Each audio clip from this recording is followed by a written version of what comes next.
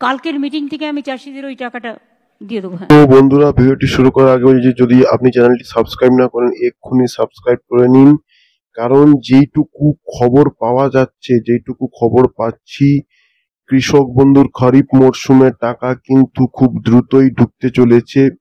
আপনারা ব্যাংকের অ্যাকাউন্টটি আপডেট করতে থাকুন। আমাদের কারো হাতে নেই। প্রকৃতি মা যেমন দেয় তেমনি নেয়। প্রকৃতি আছে বলেই শস্য শ্যামলা বাংলা আজকে ধান উৎপাদনে আমরা কিন্তু 1 নম্বর হয়েছি। চাষিদের জমি নষ্ট হয়ে গেলে, ধান নষ্ট হয়ে গেলে আমরা কিন্তু ইন্স্যুরেন্স দিই, ফলে চাষিদের যাতে কোনো ক্ষতি না হয় সেটাও কিন্তু আমরা লক্ষ্য রাখি।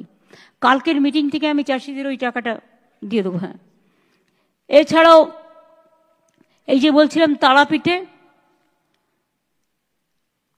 2টি বড় প্রকল্পের কাজ চলছে। তারাপীঠ অডিটোরিয়াম 4 কোটি 60 লক্ষ টাকা, আর মন্দির এলাকার উন্নয়ন 7.5 কোটি টাকা। রক্তকরবী, বক্রেশ্বর ডেভেলপমেন্ট অথরিটি এবং পাথরচাপড়ি ডেভেলপমেন্ট অথরিটি এলাকায় ল্যান্ড ইউজ ম্যাপ, রেজিস্টার এবং সার্ভের কাজ চলছে। এছাড়াও আমি মনে করি সবাইকে সারপ্রাইজ ভিজিটটা একটু বাড়াতে হবে। ভিজিটটা কিন্তু আমরা কমিয়ে দিয়েছি। আগে বিডিওরা কখনো কখনো আইসিডিএস সেন্টার ভিজিট করতেন, মিড ডে মিলে ভিজিট করতেন। এখন অনেক নতুন বিডিওরা এসছেন, ডিএমডিসিরা এসছেন, পুলিশের নতুন আইসিরা এসছেন।